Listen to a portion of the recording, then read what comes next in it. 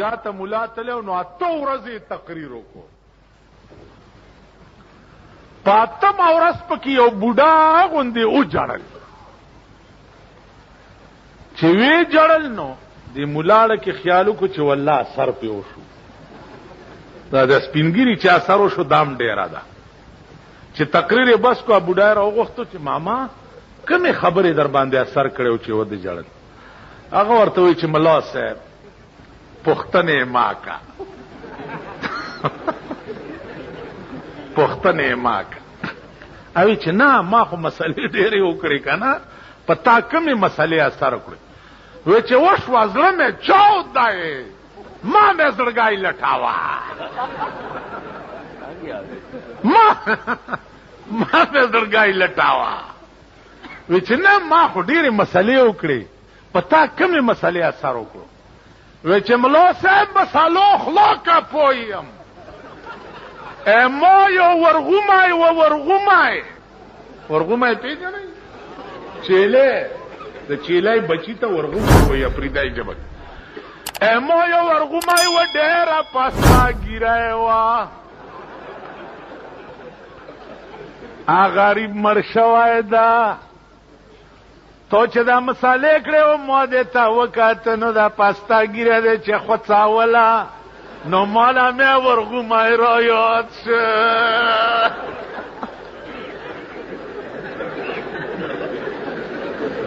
نو ملا صاحب په مسالو نه پوهېږم کاما کلیم ژاړو مې په ورغومې پسې کړیې دو.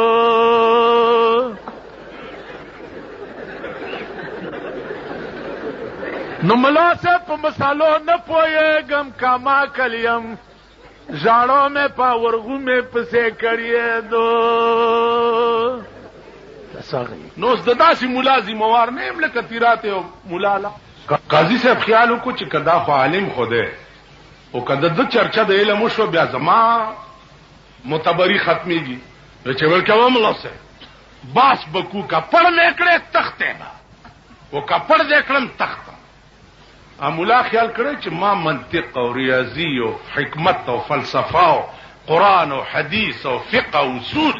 دا ټول ویلي دي دی به په څه کې ما سره باس. ویل قاضي صاحب را میدان ته چې را میدان ته شوی دی چې داسې لویه کرښه اچولې ده او په د پاسه دا څه شی دی. مولا ګوري چې خدای دا خو د ریاضي څه قرم نه ده څه د هغه استرلاب کرښې مرخیم نه دي.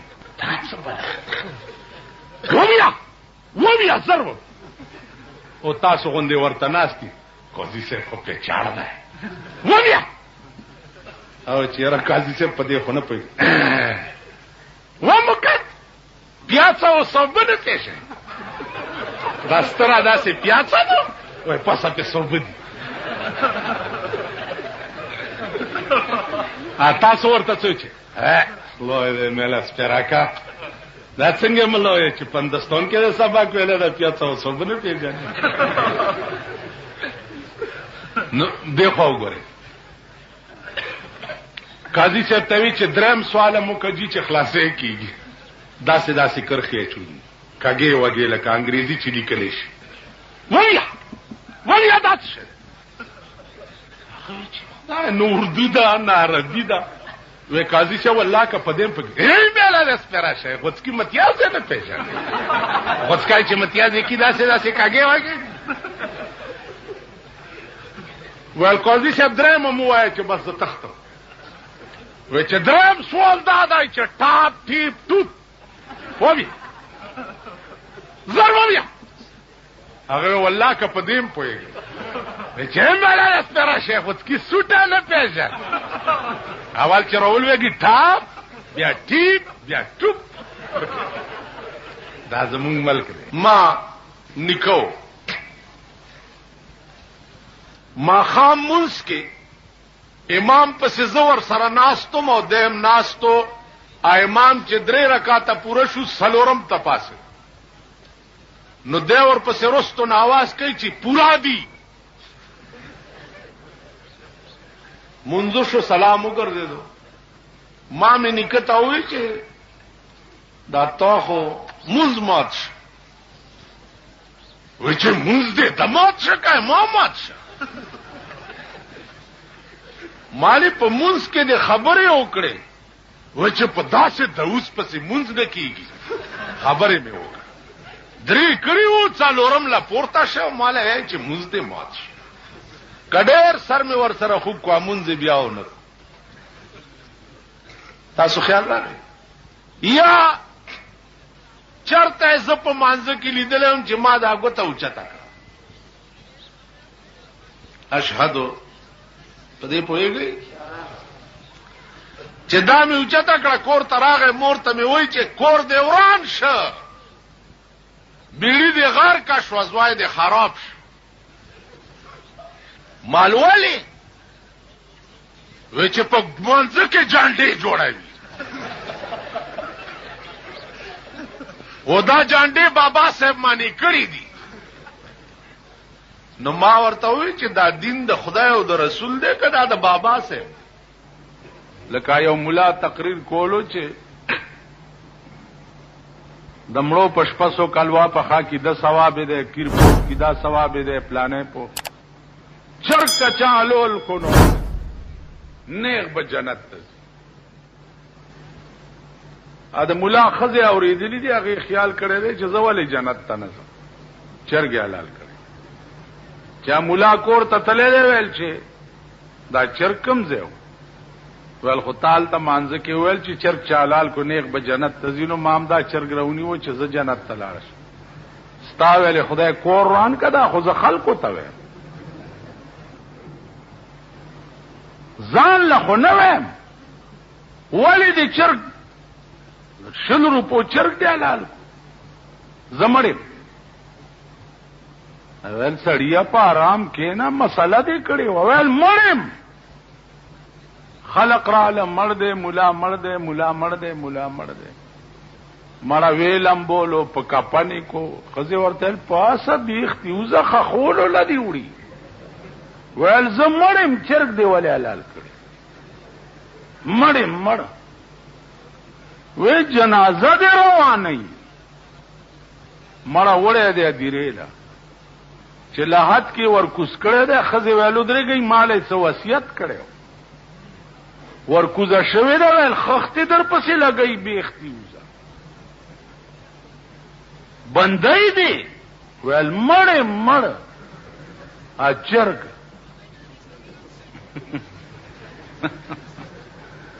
ول خودره غنو پاس چرا ټوپ کړه دے आवाज کړه دے ول خلق واوري مولا مړ شو راځي مال تعالی دے راځي مړی کپن په سر نیغ د لحد نه را ټوپ کو ول د چاپلار خو به تعالی کی نو یو رورا هغه کار دی چې مونږ چرګ پسې مړ شو دا دعا کوه چې خدایا تانه تا کچرو تا اسپیټال ته می ضرورت مته دا دعا هر ځای ته چې ورشه شرمخان پکې نه چی خوري فناکای دا کم چې لک خدي دا د ګیدړ رونه ګیدړ د دوبي په نیل کې وګورځي تکشین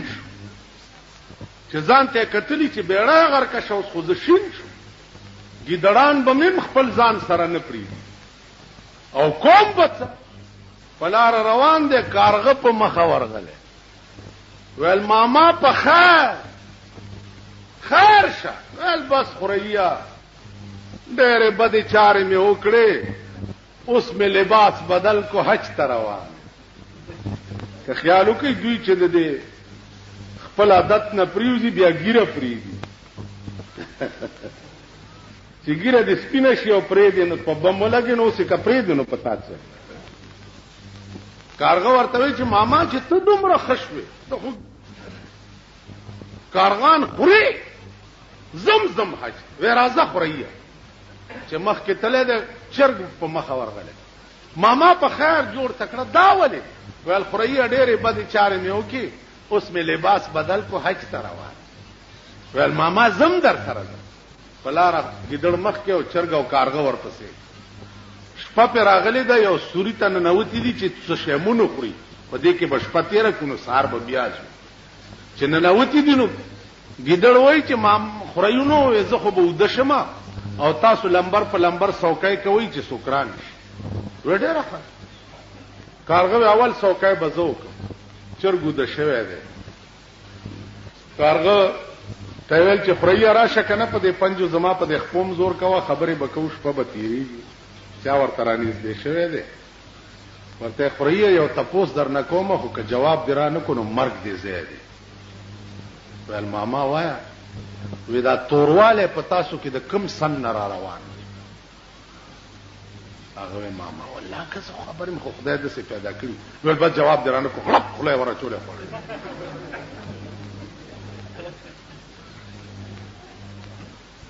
چې سات تیر د چرګ را پاسولې چې خوریا پاس استاد سوکای نمبر دی وې ډېر خدای کارغه څه شو دا سه بار لګتلې چې چرګ رانی دې شو چې خوریا وې زما په خپل داسې په پنځو زور کوو خبره اترې بکوش په بتیرو یو تپوس در نکوم کدي حال نه وینم مرګ دې زیاده وې ماما څه تپوس بس غلط کړی دی د خلقو مزاج ز تاسو ته خیر په یو ځای کې لرګي خخ کو داس او نامه پکې خو ډانګ بابا ډانګ بابا ډانګ بابا ډانګ بابا ډانګ بابا اوس خلق دا تپوس نه کوي چاله کدا ډانګ ورته ولي وي تپوس نشتا خو ډانګ بابا ډانګ بابا ډانګ بابا خزه د سړو نه مخ کیو سړی د خزو نه مخ کیو هر مراد پیاسي لیږي او ډانګ بابا ډانګ بابا مړه سو غلافونه راوړا سو په دی ګونه په خواو ډانګ بابا چې ډانګ بابا تاسو دې ځانونه ته وګورئ قسم په خدای چې د دې خلکو حال زه وګورم زماغه اصلي زیارتونو متعلقم شک پیدا شي چې دوی چرته غلط دا سره مشهور شوی نه دلته یو دوه ډمان چا مړ کړی دوپړو باجو سره ډمې سره تریو چلته امړه که صاحب جوړه شهیدان زما د ترور لور د درې نراله وي بچی می نکیږي جوړه شهیدانو تراغلي دا تلی صاحب ډانګ بابا چې دا دنیا پرامات شو هغه سړی وي خوب می ولید چې خلکو نډیر تنگم او دې زنه مې وباسي بل چرته مې یوسي خلکو راوي کني ټول دنیا را لچ مونږه مګورو چې دا څنګه به خو چراوي وسته دغه سلارګه په قبر کې پروت وای ویل دا ډانګ بابا ورته ځکه ودان تاسو ایمان درته خودو کور امران شه خدای نه پیژنې رسول نه پیژنې ک الله الله درته څوکوي ورمنډه کوي نه خدای ډانګ بابا نو موریدل نه چې خزه او نر ورته اخلاص دا هغه یو ورځ دا زمونږ د پیښور یو ډېر لوی مالدار سړی دی وزیر شوی مو څورځو کې د راغله د جلسو پروګرامونه هم جوړول چې پروګرام هم جوړول نو هغه غرمه وا زم مدرسې نه رالم مال چې بھائی میں روٹی کھا کے ته وت گل کرسی نو ما ته چې اسی بھی کھانے انا مالاو نو مونږه خو پریدي زمونږ خزه پریدای دي نو زمونږ روټه دومره د تبخی سکړکو ور سره زمونږ د وطن د پیشتری ساګو وطنی طرز باندې پوخو خټ کېدل او په د پاسه سور مرچکیا سي ډوړېدل او د لرګي کاسا وا باغې کې مې ولا چرومي وستو بیٹک تنو ما ته وچ ایکي ماله روټي نه ما ته چې روټي کې غډي دې پېن مال ظالم روٹی تے ساگے ویلے پلیٹ کاسا ود لرگی مال اے او پلیٹ ہے جس نے تیرا نانا جی کھاندا ہوندا ہے اے او پلیٹ ویلا تو کھا لے مولانا صاحب تے وتسی گلاں کر مال خدا دی قسم کہ روٹی خاصو تتان تواڈے نال بیل جلسے تے جاسا نہیں تنی جانا ایک خاص سکڑا کرا دغه کوم مرای کې خدا دغه چل کوا دغه ورسره یو د بجازیانو صدر و غم و هغه یاره میں مرنا مال مردار بھی ہونے ته خاص دا هغه چلو هغه یو خان او نوکرو نوکر ډېر تنګو د خان نه چې ډېر تنګو نه دی نوکری خیال وکړو چې نوکری خو پرېدم دی خان سره خو چې خپل عمل خو ور سره وکړو خان په کمره کې دننه ناست او دی غریب یو غټ کوتک پیدا کړ او ورننه وته دروازې بند کړې او په دې خان راکېخوي چې راکېخوي نو درزه همیشه دا وهل ټکول غریبان ښه کولی شي دا د په شکال چنډه خان لاسم نشي اچولی نو چې خی ووالو چې خلاص شو هغه منډه کتاڼې ته راپورټ یې وکړ چې زه خپل نوکر ووالم پولیس راغی نوکر یې ونیو کیس په رجسټر شو عدالت ته پیش کړ عدالت ته نوکر ته وی چې تا ولې دا خان والے دی هغه ویل که اجازه تی نو عدالت عالیه کې زه څه عرض کوم ویلو کا ویل د دنیا په تاریخ کې وښایئ چې نوکر پاسېدلی یو خانې والی دا چرته شوي دي ویل نه نو ویل زه دومره بې ادبه یم چې ما د ده نمک خوړلی دی او ما دی وهلو ظالم دی ویم والم زه او رپورټ یم په ما عدالت دماغو کې قدرت راوسته چې دا خو رښتیا وي خان ته وایي چې زرو غواړه د دې نوکر نه معافي کینې مرداروم دي هغه ورته ویل چې زه یې والم ویلو غواړه معافي کینې اوس ته جهنم ته لېږم نو خان ورنږدې شه نوکر ته وایي چې بابو جی معافی تو میں مانگتا ہوں لیکن وہ اندر کی بات یا تم جانتے ہو اور یا میں جانتا معافی در نوالم غوا کوٹا کے خبر ہوتا ہوں ماتا پتا دا ظالم او دم عالم ز او معافیم در نزوار دیکھو گو رہی دا وہ اندر کی بات ہے یہ بھی جانتے ہیں اور ہم بھی جانتے خزے نن رات یو جنہیں ٹیلیفونوں کو پڑھ دکان کے ناس مولانا بجلیگر صاحب ہیں میں جی بول رہا ہوں آپ ہیں مالا وہ آپ عورتوں کے پیچھے لگے رہتے ہیں میں ایسی لڑکی نہیں ہوں کہ میرے پیچھے بھی آپ بات کریں گے مالا آپ کون لڑکی ہے میں بدماش ہوں اور میں جنات میں سے تعلق رکھتی ہوں مال میں دیو میں سے تعلق رکھتا ہوں تم ذرا سامنے آ جاؤ نا تم ذرا سامنے آ جاؤ تم جنات پری ہو اور میں دیو پتہ لگ جائے گا پھر دادا خزوال خزولم چې په کور کې ټلیفونونه لګولي دا تماشې پکې شروع دي خزوله چې په کور کې ټلیفون جینا کوله لګولي دا په کور کې ډېرو خلکو ټي وي خده وي زه په تلاوت اورم او زه په خخسي زونه ګورم او دا دندونای دي په کې سګوري ته چې باروزي دا دندونای دي سګوري وی سی آر راځي په وی سی آر خشه تا خدای هلاک کچه هلاک په وی سی آر کې او خسي زونه په ټي وي کې او خسي زونه نو د دم قوم مبلغینم دمان شو ٹھیک شو په خواب تقریر نیکانو بزرگانو پاکو خلقو تب خلقو وگی خو اوس د جمعې په شپه به خلقو تبارک الذی ته وگی خو سورۃ یاسین ته به وگی خو په جمعتونو کې به تقریر کې دا غې ته بناستو اوس د وی سی آر پروګرامي د جمعې په شپه هغه ته ناستي نو د دم قوم مبلغینم دمان سهار چې تاسو را پاسئ یهرا بیګا دی ولیدا ملنګي په کې لاڅ اوس خدای خبر چې ملنګي څوک دی ملنګي دی او چې کلنګي دی او ملنګي دی ښا په دې کې بل څه پکې پهلوانی ده کته شه ده پکې بل څه شه ده پکې چې اخبار کہنده ک داسې ته خو ګوره کنه اخبار کہنده ملوک دې کس شه دې ټول ورځ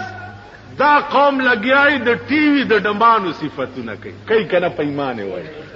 ونو د بجلیګر مولا بیړه تباشه چې د قوم ته لګیا دی د بجلیګر مولا و ما پیړای چې د قبر نه را پاسي والله کدا دا ورخ چې وبو وړه دی والله کرا ټینګي شیطان یو ځل ځان دی الکانو ته خر کړو چې ځان په خر کړو نو د الکان په سورېده چې سورېده په زینو د نور الکانو وی چې الکه داس چلو کې چې دا د خشنو په ځای کې یو باڼه سورو منډي چې سالکان پاغه سوار شو چې دا چلی ور سره او کو شیطان بیا ځان شیطان کوي دا زمانم زیات دي او شیطان په چټای دی غریب چرته پروت دی پارام پروت ته دمر اولاد مونږ پیدا کړیو د مولا په شکل کې پیدا کړیو د پیر په شکل کې پیدا کړیو د میا په شکل کې پیدا کړیو د شیخ په شکل کې پیدا کړیو د حکومت په شکل کې پیدا کړیو دمر اولاد پیدا کړیو چې هغه غریب ته ضرورت هم نشته شیطان ویلی موسی علیہ السلام ته چې صاحب قرآن خلق کوي او نامه زما بدنامي چې دا شیطانت شیطان کړي موسی علیہ السلام ورته وی چې ته یو ورځ راشه ټول ورځ به ما سره تیرې بار بنوځي ګورو چې څوک جګړه کوي کړه ولډر شیطان د سار نه راغې مازیګر شو صد فساد اطلاع رانل لکه دوی خبرونو کې وایي چې آج کراچی میں خیریت تھی اور کوئی ناخوشگوار واقع کی خبر نہیں آئی التپنزل لسمڑی